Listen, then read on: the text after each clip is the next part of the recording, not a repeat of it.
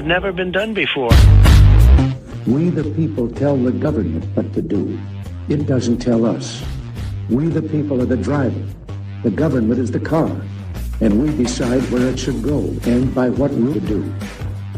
We the people are free. And I hope we have once again reminded people that man is not free unless government is limited.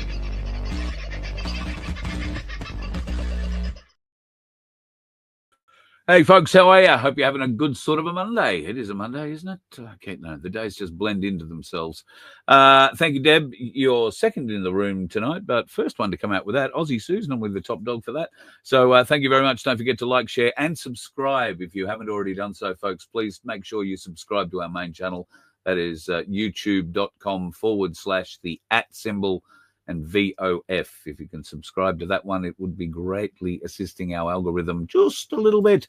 So thanks, Debs. G'day, Clayton. Hope you're doing all right, brother. And you're heading to Sydney in the not-too-distant future too. Here's Aussie Sue. She was shortly in after you guys. The Agate Master, Donna, Alan, nice to have you in.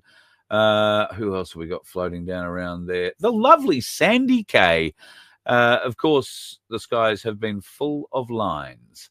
You're expecting rain. I think you've got a little bit over the weekend and you're expecting more coming, which is very unfortunate. I think Tuesday, Wednesday, Thursday, and possibly Friday too. That means the donkeys are all wrapped up inside and, well, that's always difficult, I suppose. I've got 103 donkeys on site at the moment. I was talking to Sandy the other day, and I'll be honest, folks, they need help. And while we're doing what we can with our lottery, for $2, you can go to merch.vofhq.com and get a ticket in our $750 draw. And it will also give you a second chance at what is about to become a very in-demand item. We are giving away 10 1/10 of an ounce Byron Bobs in our Voice of Freedom packs. And I can tell you, they've arrived, at least the first 9 of them. So for those of you who have already emailed through and said you want one of these, I'll be emailing you tonight and letting you know this is here and an account number and associated other bits. Now, we were going to be able to, hopefully be able to put those out to you for about $100 each. But as it turns out, we're going to have to add postage and handling, postage to it. No handling as such, but postage. So if you're okay with that, then it'll be 100 plus whatever that is, and I think it'll be about $12. Probably, well, it might even be a little bit less. Depends how I wrap it, I guess. So that's the deal with those, and for those who've already ordered, then Vince is madly spitting out more of these, and so too is Pete from Pinaroo's little bloke, William, who is helping us out too. So got to be a bit happy about that, I think. Thank you very much. But it's only a small amount at the end of the day that we can give Sandy every month. And as you heard last time we chatted with her, it doesn't go a great, distance. We get to feed, I think she said she had 4 donkeys in the ICU at the time, and it would feed them for half a day. So the more tickets that we can buy, and the next lottery will kick over again, another 1/10 round of Byron Bobs will be up for grabs. And a little later on, the draw after that, I think, or maybe the one after that, we've got another gram of gold to give away. So we want to give you the opportunity, and the only way that we can help the Donkey Sanctuary faster and further is by churning over through these lotteries. So I think there's a little under 240 tickets left on merch.vofhq.com. And if you click on the Sanctuary 750 link there, you'll be able to get one of those $2 tickets, or as many as 20 of them, if you so choose, and help us get towards our 750 tickets sold goal. Automatically, we will draw out 2 winners. The first one will be $750. The second one will be our 1/10 Byron Bobs, a whole ounce of them, wrapped up, as I say, in this magnificent little Voice of Freedom pack that Vince has been 3D printing, putting wonderful stuff together. G'day, Margot. Nice to have you in. I want people, folks, if you could, by way of prayers, there's probably 2 things we should cover in earnest tonight in prayers. The first of which is the Offie boys. Paul on the left, Michael on the right. Michael's not going to go to jail, but there is a significant chance that Paul could. And the jury today would have come back in his Supreme Court trial after going away to deliberate at home for the weekend. They may well have come back in and deliberated in the courthouse, but one of them called in sick. So the jury was sent home for the day, as were the boys, and they are back in court tomorrow to find out whether or not the jury has reached any kind of a verdict, or whether they can reach any kind of a verdict on 2 of the charges that Paul is facing. They are only responsible for 2 of the charges. The judge himself will be responsible for the other 5 and deliberating on them. However, the outcome of these 2 particular charges will be quite significant, and Paul Offey is representing himself. So prayers to Paul for strength, prayers to the jury for wisdom and justice, and hopefully the judge as well will see the light. And as many prayers as you can put into that, folks, the better, because it is a very significant life-changing moment for a young man who would not hurt a fly and has 3 significant brain injuries and is still able to do what he does for the people. In fact, you will hear, because I'll get the court transcripts, you'll hear exactly what Paul did in the lead up to this event and what he planned to do following that event. And all of it was related to helping we the people at Canberra that weekend, and in helping in extraordinary ways. So I look forward to being able to bring you more of those details once the court has finalised and we can get a full transcript. But Paul is representing himself, and that is no mean feat for a man who faces the challenges that he does. So all prayers for Paul and everybody who's around him helping, doing just a truly magnificent job. I had the great honour today to pop in to Ainsley Bullion. Now, I just happened to be driving past, and I've told you that there was a 10-kilo coin that I wanted to get a photo with. Well, I went and got a photo with a 10-kilo solid silver, all the nines, gold coin. That is the latest 2025 snake. And just to give you an idea, that's how thick the thing is. Quite literally, every bit of it, 10 kilos, and got to wear the gloves. And it's inside a plastic thing as well. You just don't want to put any kind of finger marks on that. And of course, it's got Charlie's head on the back of it, but who really cares? Do I need to show you that? It was interesting. I'd like to thank Rod for helping me with this, and James, of course, who's the manager at the Gold Coast branch of Ainsley Bullion. You'll find him at 2400 Gold Coast Highway, and James was the one who allowed me to go and have a look at this and hold it. If you look at it closely here, you'll see it's 10 kilos, and its face value there is $300. 10 kilos, face value $300. Now, I don't think you could buy 10 kilos of all nine silver at the moment for less than $2,000. But if you were to walk into a bank, that is what they would offer you. It was also interesting when I pointed it out, Rod really hadn't noticed. The king isn't wearing a crown. And I don't know if there is significance or if there is just ritual to it, but the king faces to the right, the queens face to the left on coins. I think the ones I've been able to compare, at least, all seem to show that the king faces one way, the queen faces the other way. Don't know if that's significant, but it is what it is. All right, a big weekend is planned, September the 13th of March, that is due to unite Australians behind something I think we can all get behind. The mess that is the corruption and the filth that is in the government, and, well, quite a few other bits and pieces. Now, there was a rally recently that was very well attended around Australia. Unless you were Anthony Albanese or the ABC, you would have been able to tell there were slightly more than 50,000 people nationally who got out to walk around and wave the Australian flag. It didn't really matter which Australian flag you flew, but there has been a lot of controversy about certainly the Sydney event and some of the others in Melbourne. Tonight, we're going to be talking with Mary Jane Liddicoat, who is the organiser for the Sydney event coming up on September the 13th. Now, originally the plan was to walk across the Sydney Harbour Bridge and get to Hyde Park, where there would be rally and some speeches made, but all that changed. So tonight, Mary Jane, welcome back to the show. Well, you had a big day, Supreme Court girl and all. Oh, well, after the other two brothers' experience, I don't think I'm even worthy of talking about the Supreme Court, but I was in there for approximately 5 minutes today, New South Wales, Sydney Supreme Court, about the bridge rally application. And oh my God, it left me shattered, absolutely shattered. So I can't begin to imagine what those two brothers have been through for 3.5 years, is it? It's just appalling. Yeah. Court is not your friend. Judges, not your friend. Never going to be your friend. Even today, in the 2 minutes that I was there, it kicked off with what I can only describe as a pointed attack on me personally.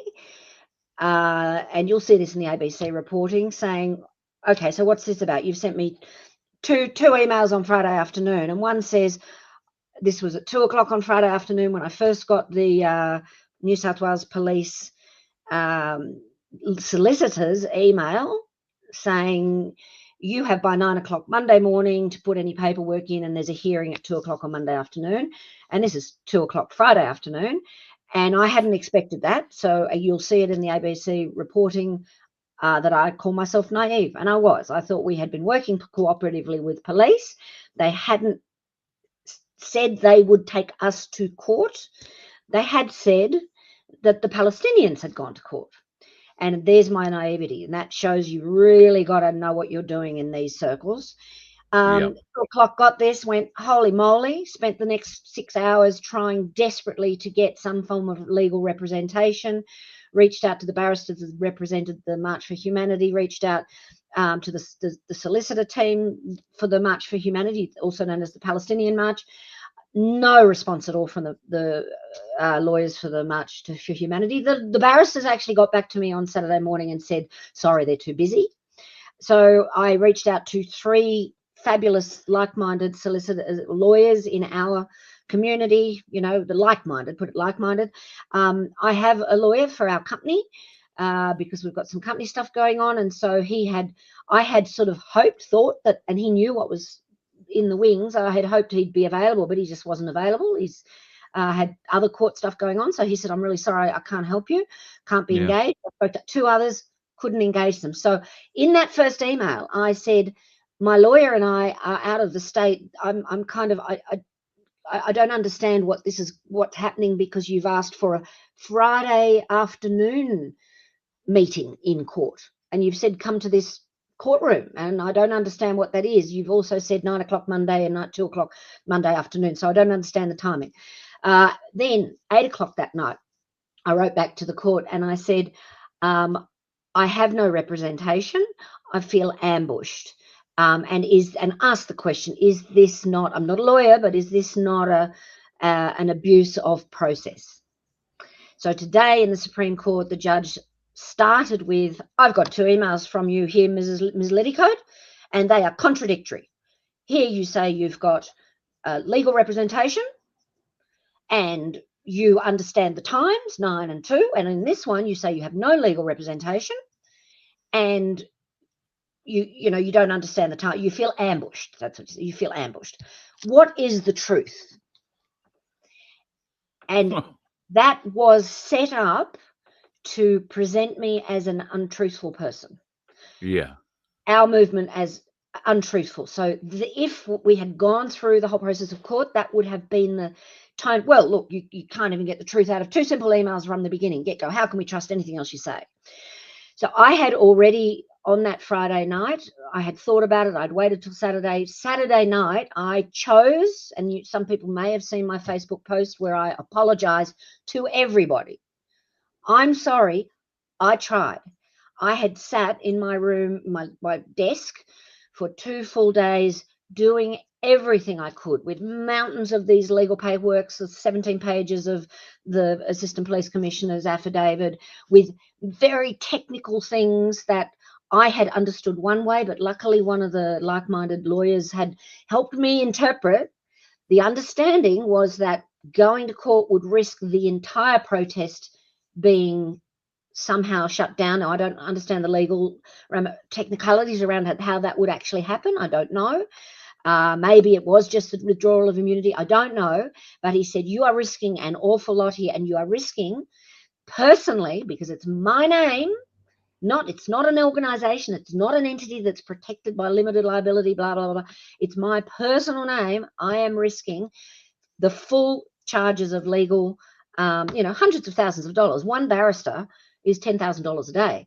The Palestinian pro cause had 3 barristers, a full solicitor team, and that went for quite a few days. So who knows what would have happened? But that's the risk to me personally. So ultimately, it's my name. I know everybody wanted me to go for it. I know people, even the other organisers, Mick Sims and so on, said, we want it, we can't tell you what to do, but we want it to happen. And even if it loses in court, that's a victory because it highlights what we're up against.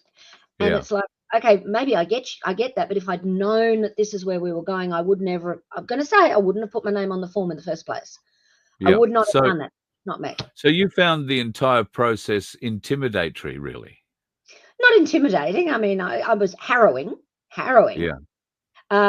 So there was, they were geared up for it. And it was interesting, a comment on my post in Facebook, one woman was very insightful, and she said, possibly the judicial system, and I cannot speak for the Supreme Court, I cannot speak for the justices, and I'm sure that they are very fair-minded people, but her interpretation was possibly that one was allowed through in the expectation there'd be another one that would then be stopped, and then there would be division again.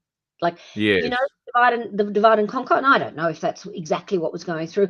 I think probably that the justices actually, the barristers were very, very experienced, and the law, the statutes and everything, the law is probably on their side. But if you can't articulate that, but the main thing is I got to choose whether I could do it or not. Yeah. And I'm sitting here alone. Everyone's saying you should do this, you should do that, but it's like, okay, I need a team. I need a team to help me read the law, to prepare the paperwork, to do this, to do this, to do this, to do this. Nothing. Like, I had 3 lawyers very kindly gift me between 30 minutes to an hour of their time. And I'm so grateful for that, because that really informed my strategy and my choice. I am also very blessed with the gift of being able to actually read and understand things. It was very hard, and I missed a lot. And I certainly missed a lot. My interpretation of this is that it was, it was set up so that it sent us a lesson. It was designed to be a lesson, not just to us, but to anybody else trying it. It was definitely designed to be a lesson. I acknowledge that to do a bridge thing, there are actually a lot of safety security things you do need to think about. And I acknowledge that we were not prepared as well as we should have been for that, because we were probably lulled into a false sense of security by the police. We thought they were being cooperative, and that's just stupid. All the people in your comments are going to go, oh my God, never trust the police, don't trust them. But the police are under huge pressure. I don't know if you saw what the Premier Chris Minns comment was in one of the press, and I can't remember it verbatim, but it was absolutely the police need to get this sorted. So the police were under huge pressure. I heard that the police are very tired and that they're a bit stressed and that their numbers are thin on the ground and they would struggle to deal with the traffic issues. I don't know why that would be the case, because they just put cars at intersections and say, go that way or you can't come this way. But they were able to do it, as you say, for the Palestinian March. And this could well be the ideal setup to say, well, bad luck. We're not going to get it, and it causes more division, as you say. Yeah. So look, yeah. Sorry, no, where you go? Well, look. So my choice Saturday night was to write to the Assistant Commissioner and address every single one of his points of concern regarding safety security of our basic rally in Hyde Park. because there was a real potential that the whole thing might have been stomped on, and so I wrote all that, and then I offered to, and I said, and we are not happy, but we will withdraw the bridge, amend our Form 1. Very technical. You can't put a new one in because then we would not have immunity, because they're very strict on the 7 days. I did put a form in for Barbara O'Neill a few weeks ago. We were 30 minutes late. And wow. 30 minutes late, and we did not get that immunity. But it was a small rally, 200 people, and the police were very cooperative, and they said, you're not going to cross any roads, are you? And it's like, yeah, no, we're just here in the park. But I said very specifically, we are amending the Form 1. Then on Sunday at lunchtime, I had a phone call from the Assistant Police Commissioner Wood. Again, very cordial. Look, people are going to take this away and they're going, oh, look, there, she's a police shill, whatever. It's like, oh my God, who does this on their own because you're a police shill? I'm just saying, you are welcome to do it. If you're going to complain, here, take it, do it for me next time. And I was relieved, to say the least, that as soon as I removed the bridge, everything was very cooperative. So the great news is that we do have a rally in Hyde Park, kicking off the march midday, walking around the CBD. The city police are fabulous. They're very experienced. They're like, yep, how can we help? Yep, no worries. Here we go. Everything is absolutely the way it normally is. And this is why I had been naive in thinking, because we're talking to the North Sydney Western Police, that it would be the same, but it absolutely was not. So the good news is the rally is on. It's unfortunate that there is no Sydney Harbour Bridge walk. But look, I did go to court. My thing said I was hoping I didn't have to go to court, but I did actually have to do legal paperwork and affidavit. I ran down this morning, 5 minutes to 9, to my local solicitor, luckily, who I'd done some wills and things with me some years ago. And he went, yep, come down, I'll sign it, signed it, got it into the court in the deadline. It was accepted by the court. So my concern was our message was not going to be on the court records, because in a lot of the paperwork, I believe that my point of view, there was a lot of facts that were not represented quite as correctly as I would have wanted them to have been. But it's a court where you play a game, and you've got to, I know there are other ways to deal with this sort of stuff, but I had one goal at this point in time, was to get the rally approved, to go ahead. We've got a stage sponsored, booked in. We've got, we've got $10,000 worth of stuff that's been paid for by sponsors, including us, Freedom FFS, to pay for to make this happen. Now, the point, people say, like, why are you doing a rally? And I agreed. I'd stopped doing rallies. I'd stopped them. I did them 20 to 2022, done, dusted. They in and of themselves don't achieve anything. Why? It's because, look, this is what this is. Everyday Australians' real struggles demanding change.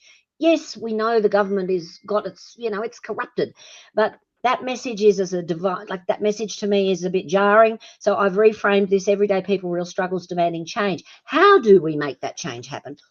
Each one of us needs to do something. So what's a rally about? You get together, you're not alone. You go, oh my God, there's all these people here that are like-minded. This is amazing. You get to learn things. You get to meet new people. You listen. Like we've got Hoodie, we've got John Larter, we've got Cass is coming. I'm going to speak. Mike Sims is speaking, plus other people that will be announced over the next couple of days.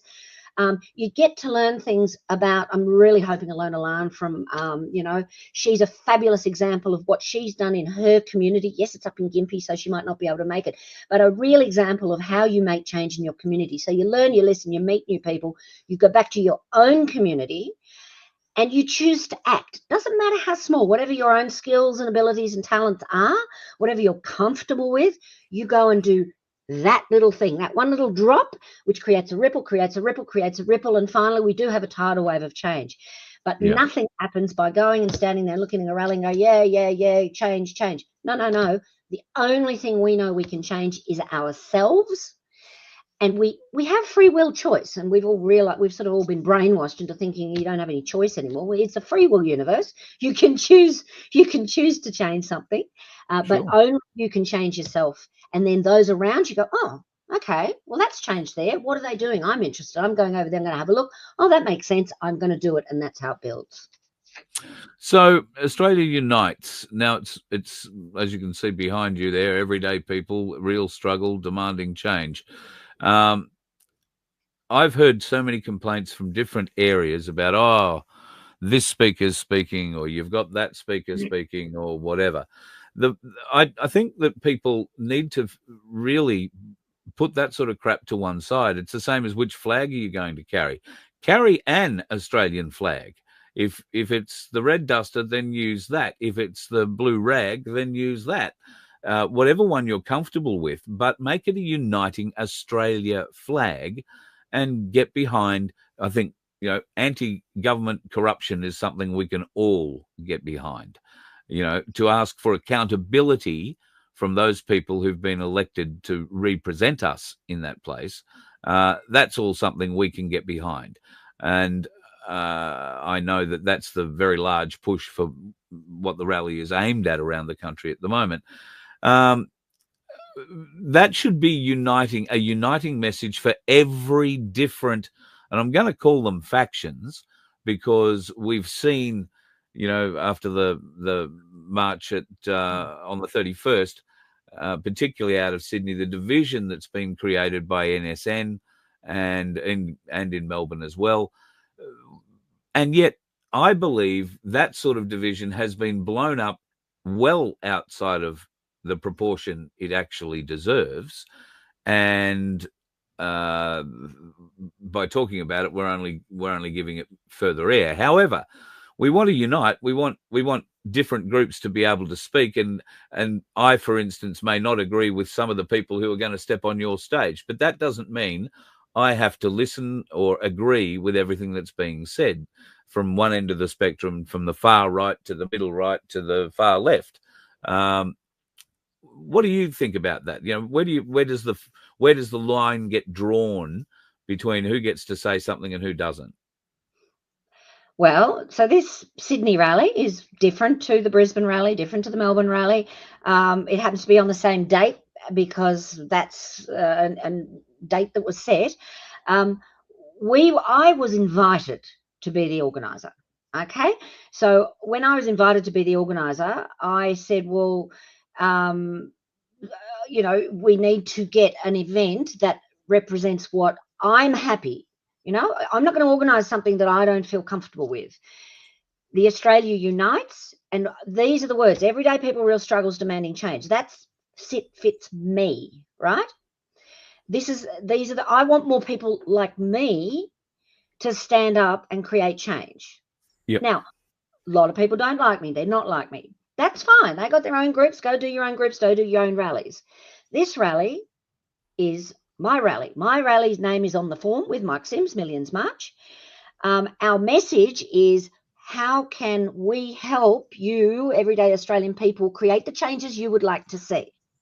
Now, in that discussion, we are selecting we're curating a speaker's platform. Okay, yep. And that's very normal. You don't have any rally where anybody just jumps up on the stage. Well, that's not true. Back when I started in 2020 down in Canberra, I had an open mic. Come, who wants to talk? Basically, because I kept losing my voice, and it was an open mic. But that's not how it happens when you've got 10,000 people and you've got a $10,000 stage sound equipment. That's just not how it is. We are curating an event where we want to support the people coming with real inspiring information, inspiring ideas, supportive messages to get out there. So we are curating a fabulous speakers list. We've got a time frame, an hour and something. We can't have 50 people speaking. So that's going to then be limited to 10, 15, 20 maybe. So my response to your question, which is, well, what if you've got other people with different ideas? That's great. They just go do your own rally and you can speak as much as you like and get whoever you want to speak on the rally. And that certainly happens all the time. I'm not invited to speak on other people's rallies. I don't demand to get up there and speak. We're cooperative. We have, to me, there is the unification thing is also very, Australia unites, absolutely. But we're not saying Australia unites among any limited number of people. I personally am wanting to invite all those everyday normal people that may have sort of whoops, accidentally believed what the government said 5 years ago, oops, but now they're kind of going, okay, hang on, something's not quite right. Oh my God, look at inflation, look at this, like my kids can't buy a house, my kids don't get a job. My whole family's sick, people are dropping off. I went to a funeral this afternoon. One of the reasons I couldn't go to the Supreme Court this afternoon was because I was at a funeral of a dear neighbour who'd I'd known for 30 years, the historian of the street, used to walk up and down, everything. 30 years from 1:30 to 3. I wasn't going to miss that to go to Sydney to be in the Supreme Court for when I am the only person sitting here in my room doing the preparation. So anyone who's got any criticism of what I've done, it's like, I'm really sorry. I am. Yeah. I didn't meet your expectations, I'll do it. But it's like, you go do what you want to do. That's fine. I'm not saying, I'm not blaming anyone. It's like, absolutely. People's ideas are fantastic. Take the ideas and run with them. Yes. And I think we're all fighting for the same thing. That's the thing. These different groups are all fighting just in their own different ways. So unity is the key, and it doesn't really matter as long as the message is unifying. I don't think it matters where it comes from or which stage or whatever. I just hope that it doesn't create division. And in fact, guaranteed, 100%. Well, I was hoping. I've been thinking a lot about what happened in Melbourne and other places when the NSN kicked up in that last rally, and I came up with a bit of an idea, which I'm going to throw up. Don't throw a punch, throw your voice. All right? And do you remember that Australia clip? That song Australia. Well, why don't we sing that?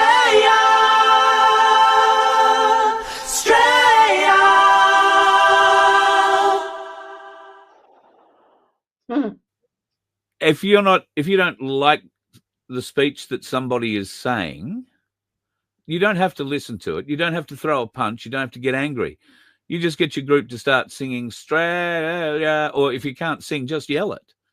And the speaker, the organisers will know by the amount of people singing Australia in the audience whether or not the speaker has lost the audience, in which case there's no point in letting the speaker continue. You may as well unplug the microphone and get on to the next one, because you've lost the people if they're singing that. And it will also give the speaker an idea of how popular the message that they are putting forward is to the multitude of Australians that I expect are going to turn up, not just in Sydney, but in Melbourne, Brisbane, Adelaide, in multiple regional centres, and Perth, and I'm not sure Darwin. I think, there's a Darwin event too. So I reckon rather than getting angry, if people just start singing Australia, it'll keep the mood light. It's a positive thing. Nobody's having a go. It's just that I'm not interested in your message. I'm not going to yell at you and swear at you and carry on like a pork chop at you without a megaphone. I just think Australia. And if you've got 50,000 people chanting that in front of you and you're holding the microphone and you know that that's the signal for you to get off, the people are telling you they're not accepting your message. That could be a very powerful way for the organisers to maintain control of their stages as well. What do you think? Well, so my interesting point of view on that is that I would certainly not be having anybody up on the stage that I would expect that sort of reaction to. So, I mean, it's a great strategy. Yeah. But if you end up having someone speaking on the stage and then you have 50,000 people in the audience clearly demonstrating that they're not interested in that message, why did you get them on the stage in the first place? I mean, that's my interesting point of view. That would indicate, and I'm not saying anything about your organisation, but that would indicate then the organisers are pulling maybe the wrong kind of people to speak at these events if the people turning up to them aren't liking the message they're hearing. Well, I mean, I can't speak for anybody else's event. All I can do is talk about our event, and our message is clear. And it's not, and I've got to say, I was invited to organise the 31st of August event in Canberra, and I declined because it didn't suit what the message that I am interested in contributing to in real action. Okay. It's not about Oh, we're frozen. Are you frozen? Am I frozen? Oh, no. No. No, Okay. we're all good. So for me, it's Australia. Yes, of course, we are in Australia. The message is actually the people. Doesn't matter what colour, creed, where you've come from in Australia. The people are struggling. We're just everyday people. We're not the people in power. The leadership has failed. The management of Australia has failed. We're struggling, and we need to change that management. I know they say, you can change the leadership at the votes. We know that that's not possible. Real change happens at the grassroots level, and real change happens when everyday men and women at the grassroots level start doing things differently. So look, yes, slogans and so on, rallies are great, and little things that we can do that are fun. We could certainly sing Australia for fun. But I wouldn't necessarily see that as a need at the rally that we're holding. But certainly as a fun idea to sing, that's great. No, yep. I don't think the organisers are expected to get behind it one way or the other. It's the people that'll get behind it, and if you start hearing it. So let me ask you, Carl. It reminded me of the argument that they have in, when it comes to gun control, for example, and they say, well, look, you can take all the guns away, but the criminals are still going to have them. You're just taking the power away from the nice people. The criminals are still going to have them. The nice people are going to get off the stage, but the ones that, for whatever reason, want their angry message out there are not really going to care about that, the lovely song that people are saying. They're just going to shout louder. I take your point. I take your point. But public shaming has something to it, Mary Jane, just between you, me, and the gatepost, and that's what it would eventually end up being. The shaming, the shaming, that sort of stuff. I'm positive. I'm looking for the creating a positive, generative energy for the future. So all of that stuff, we get attacked all the time by people, inside and outside of the umbrella. Pardon me, I know, but you're going to be attracting an audience of a very broad audience, and they will have very broad views on various different things, and some of them, regardless, will have different views to those of the speakers, whether you want them there or not. Those alternative views, and whether they're the strong ones or not, doesn't really matter. Alternative views will be there. I find something particularly useless about rallies is that the people do the walking, they do the waving, and they do the singing of the song, and then they all go home again. They don't agree necessarily with everything that's been put in front of them, and they don't go home feeling fulfilled that they've actually joined a group that's going to do something. I know that that's your plan with this. So I'm very keen to see how we can unite and give everybody a strong message to go home with, and maybe an example of what they can do in their street, in their local area, in their suburb, in their broader council area, or whatever works for them. Like you said before, it's whatever talent you've got, whatever skill you can bring. What do you have an example? Like, I'm throwing it on you, I know, I apologize.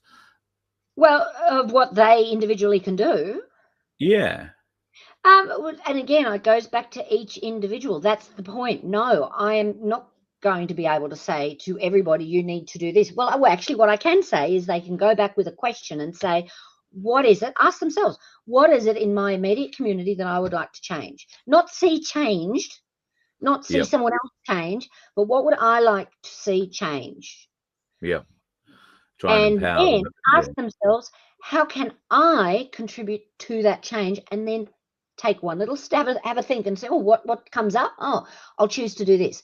I'll choose to do this, and keep going little by little by little.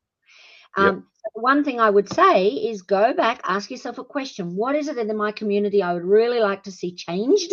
What is it that my talents and abilities enable me to do to contribute to that change? In asking these questions, you have awarenesses. You go, I think a lot of people want government change. That's what I thought the rally was in most part about. Certainly it is in Melbourne, and that's what I thought it was about nationwide. This is about government change. This is about the corruption that goes on inside our government. And how do you think that changes? Well, is it by going to the park and singing Australia? I don't know. How do we change it? We're Or trying to is it find about that each individual man and woman going back to their own community at a grassroots level and getting into council, for example, writing to their politicians, for example, learning some things like, I don't know. I don't have an answer. re-engaging in the process, because we haven't for so long. Doing something. Yeah, so And true. look, and I get it. It's people feel disempowered. They feel like they can't. Then there's a lot of reliance. Oh, someone else. That thing about someone. Someone should do something. Well, what if each and every person is that someone? Yeah. Well, let's and hope we can get a lot of people. If we have the government at the top and we have all these little sugar cubes at the bottom at the grassroots level, and the little sugar cubes start dissolving the corruption in the base level, the whole tower comes down very, very quickly. Very true. What's your parting piece of advice for everybody coming to the Hyde Park March on the 13th? Come along, bring a smile, bring a positive poster, something that you would like to see change. I mean, words and our energy and power, and so you get what you put out, right? So if you put out, someone needs to do something, well, that's what's going to come back. Someone's not going to do anything. But if you put out let's do, I don't know, whatever it is that you feel strongly about, and that's why, some people care about the environment, the bees. We're hoping to get Mr. Bee Man coming. The land titles, financial stuff, the whole range, whatever it is that you particularly. You don't have to cover everything. You particularly want to see changed in your community that you think, I could maybe do something to contribute to that. Just bring that as the idea, energy on your sign, and smile and beautiful. Bring that. Beautiful. It's going to be a huge event. Hyde Park, 12 o'clock, and then a march through the CBD back to Hyde Park again. And I don't think it matters that doesn't really matter that you're not allowed to walk across the Harbour Bridge. I know the people in Melbourne a few years ago took a leisurely stroll up the Westgate Bridge with no permits and nothing, and nobody got any fines, but that was probably because the coppers didn't have enough paper to write fines for everybody that did it. So I guess... I do have to let you know that the Sydney Harbour Bridge has its own legislation. It is different from anywhere else. There's some special roads in Sydney that have their own legislation. You can get a $22,000 fine and a 2-year prison sentence. The police, so anybody who's got thoughts of, we're just going to do it anyway, well, I have to say, as an organiser, I've undertaken to put the message out that no, please don't do that, because you will be risking this. The police are not going to hesitate to jump on anyone, and they will make an example, and it may come back on me, but and there's a footpath there, and someone legitimately asked me, look, I live on the north side, can I, is it going to be okay for me to walk across the footpath onto the south side? And I said, be aware, there is a police perception, and they may use any excuse to arrest anybody. Given what I saw today in court, there is a powerful willingness to go hard. And the last thing we want is, to my point of view, is we've got a lot of fantastic energy and ideas, and why are we wasting it on, I get it. If we had millions of people and we could change the government, fantastic. But we know we have to be smart about how we do it. We don't have the what do you call it? The boys in the South in the US. We don't have that good old militia. True that. We don't have a freedom of speech like they do in the US. We don't even have the strong common law grounds that the UK has. We have very few rights. So we have to be so smart and so very strategic about how we do it. And that's what I would love to invite everybody to consider. So let's just be clever. Let's be clever, and let's come together. That's the best thing. Oh, look at that! There you go. don't throw a punch. Throw words. Thank you, Mary Jane. Perfect. Thank you. Good luck for the event. I'm sure it will be a huge success. And, thank you, everybody. We'll talk soon. Let's go to Melbourne and check out what's going on there with their organiser, Darren Bergworth, sitting in the back room. How are you, brother? Very well, Carl. How are you, mate? Very good, very good. So you've heard the struggles Mary Jane's been fighting her way through with the Sydney event. I know that the Melbourne event has also faced some significant troubles, but not necessarily with the police or any bridges this time round. No, that's not the trouble we have here. We have, look, I'm just going to put it blatantly, a very obvious undermining of by people that had control of the rallies back in 2021, and they will not relinquish their grip on controlling the narrative and controlling the people. And, we went through that. And at the time we joined all of those rallies, we're oblivious to any of that. We just were there in numbers to present our displeasure with the situation. Unbeknownst to us, at that point, the reason that these people have kept control of the world for thousands of years is that they always roll out their own opposition and their own counter groups, if you like, to get people to think that someone's, they're fighting for them. I called out the Ratepayers Association of Victoria when they tried to infiltrate my place in early 2023, when we were hammering councils, and the lawyer that ran that organisation for 22 years, approached saying, "Oh, you're going about it all the wrong way, etc., etc." And I said, "Well, how long have you been doing your Ratepayers Association for?" I won't mention his name. And he said, over 20 years. And I said, yeah, for 20 years, the people thought they had someone in their corner fighting for them, and you've done jack shit. And we've achieved more in 6 months with rattling the cage at local council than you've achieved in 20 years. So thanks for your offer, but no thanks. And I see exactly the same thing rolling out again now, that they are so hell-bent on keeping control of the narrative. We're actually I believe we're exposing who the real controlled opposition are, because now they're rolling out rallies, counter rallies all around Australia, because they don't want the message that we are spruiking, right, which is not political. It's not about policy. It's about criminality. And the system, we all know, is run by criminals, in my opinion. I better be careful about whether I'm making accusations or it's an opinion, but it is. Everything I say is an opinion. But anyone that's been in this for quite some time are aware of the criminality of the system, from the governments to the courts to the police, and how many people have been charged within those institutions for pedophilia, child trafficking, child porn on their phones, and all kinds of heinous crimes against people. And yet the narrative is trying to be shifted back to a political one. And what they're setting up in Melbourne, there's basically 3 or 4 political speakers that are coming on board. And once again, I can just see this narrative being colluding the people, corralling the people back into a political answer. And as far as I'm concerned, there hasn't been a political answer for quite some time. We've been saying that for quite some time. And when you know the criminality of the system, and you want to, and people still are going to have their own view on this, and that's fine. But we're drawing a line in the sand and saying it's not about policies, it's not about politicians, it's about criminality. And we won't support anything that we know is criminal, including the far left, antagonisers and flag burners and Hamas flag holders, and the far right. We need to be in the middle, and we need to come together and unify and call out all the bad players, the Antifa people that are infiltrating potentially the Indigenous, and they're infiltrating all groups to cause that division. And unfortunately, the way I see it is that the bulk of the freedom movement are taking the bait, and we're at a point where we're at war with each other instead of targeting the bastards that are shaking the jar. Yeah, I agree.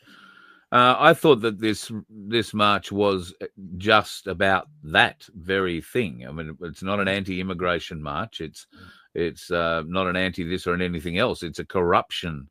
The people uniting against the corruption in government. It doesn't mean federal government. It means from your local council all the way up. Pardon me, even from your local school council, probably. So if there are those sorts of concerns, you don't have to be down rabbit holes. You don't have to be concerned about, whether there are UFOs or, all that sort of crap. The only thing you need to be concerned about is Are you prepared to be put under the weight of the taxes, the charges, the corrupt decisions, the decisions that are just mind-blowingly stupid in some areas? And I'm not limiting that to migration or immigration. I'm including things like mining and climate change and all that sort of crap, wind and renewables, and the lies, the abject lies that this government is telling you federally and being supported and at state and local government levels. Sorry, go ahead. That's the level of corruption we've got to fight against, is all I was going to say. Correct. And they're being protected and supported by the judiciary and the constabulary, right? So as far as I'm concerned, in my opinion, and I've been saying this for a long time as well, they're an organised crime gang, racketeering and enforcing usury and slavery on the people. Now, anyone in public office, whether it's a corporation or not, they are still perceived to be in public office. Now, as someone that's in public office, their number one duty is trustee for the beneficiary, which is the people, the Commonwealth. Okay, so any decision that any politician or anyone that's in that position of trust makes as a collective or as an individual has serious repercussions and consequences if it's not in the best interest of the people, of the beneficiary. Yeah.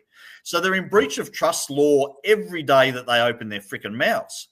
And people need to, and this is where I've been saying recently, especially, but even before that, is that everyone's so entrenched in just attacking each other and posting shit on social media and bitching and moaning about this one and that one, instead of actually going and doing the work and finding out who's causing all of this. Yeah. And for the white supremacists that want a white Australia policy, it just happens to be that it's all white politicians pretty much. It's not the Indigenous that are bringing these policies in and the tyranny against the people. It's your white politicians that are sitting in cabinet. So why isn't the attack? Why isn't the focus on the people shaking the jar? And to me, it's obvious that these people, and I'm not saying all of them, whether they know it or not, they're being used to divide the people. So it takes all the attention away from the root of the cause of all our problems back into each other, and we're at war with each other.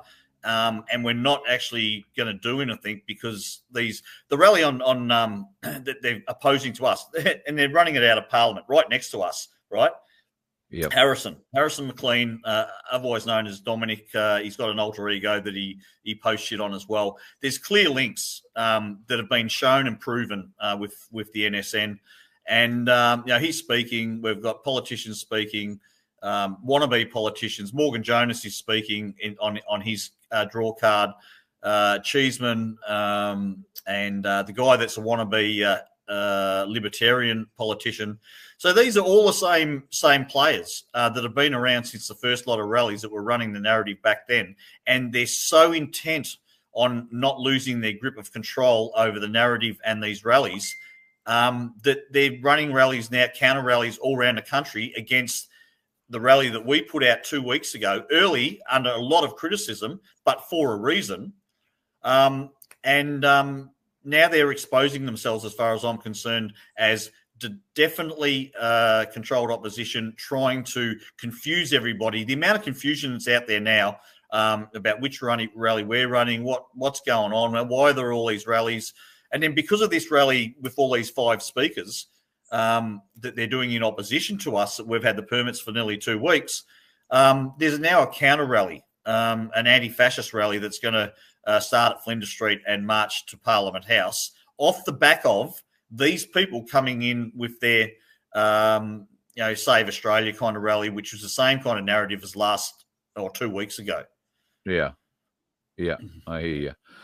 Mate, I'm going to say it's a developing situation in Melbourne at best. It is. Are you going to get up and speak? I am one of the speakers. Yep. Very good.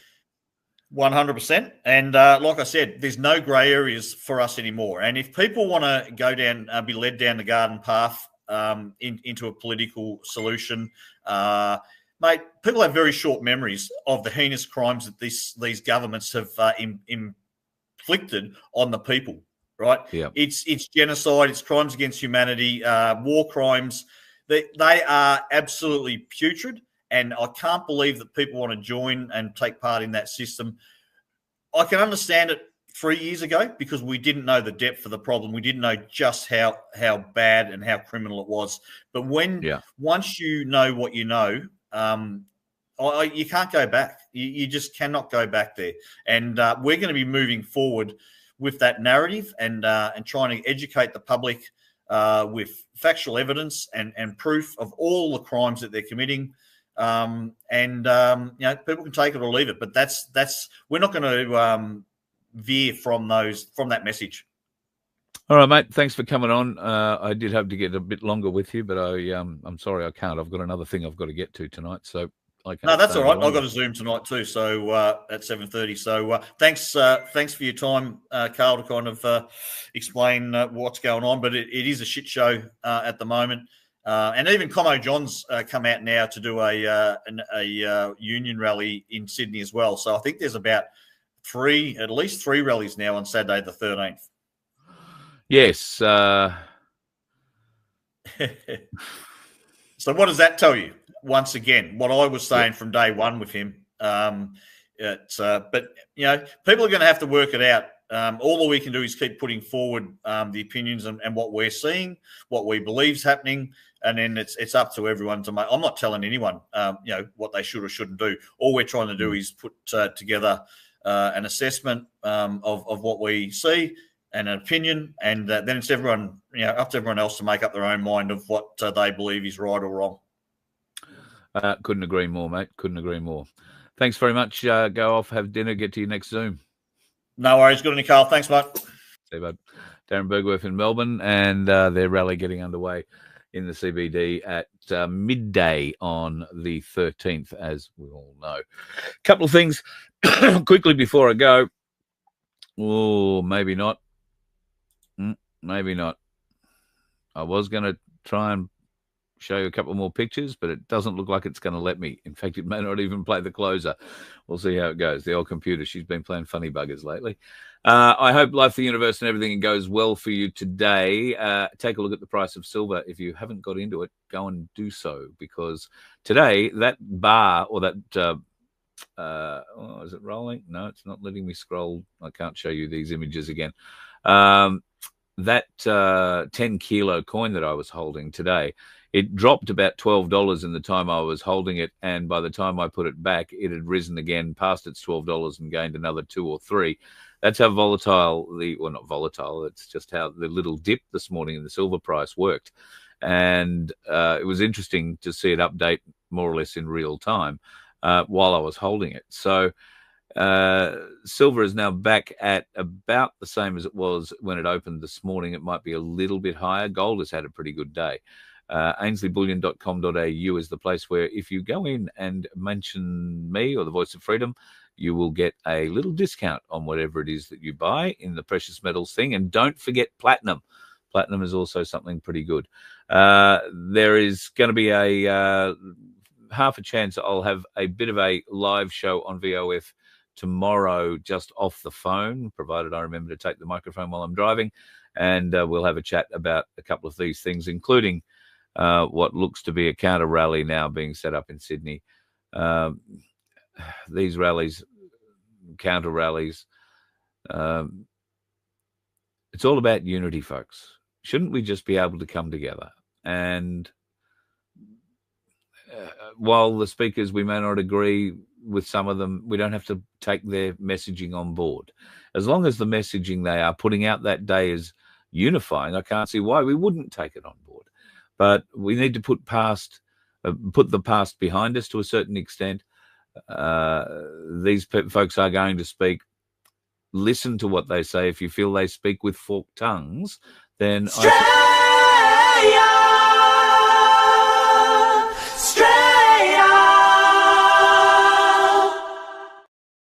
seriously, 50,000 people start chanting that in front of a speaker who doesn't, know how his message is affecting the audience. You'll know by the end of the time you chant that for 15 minutes until he stops.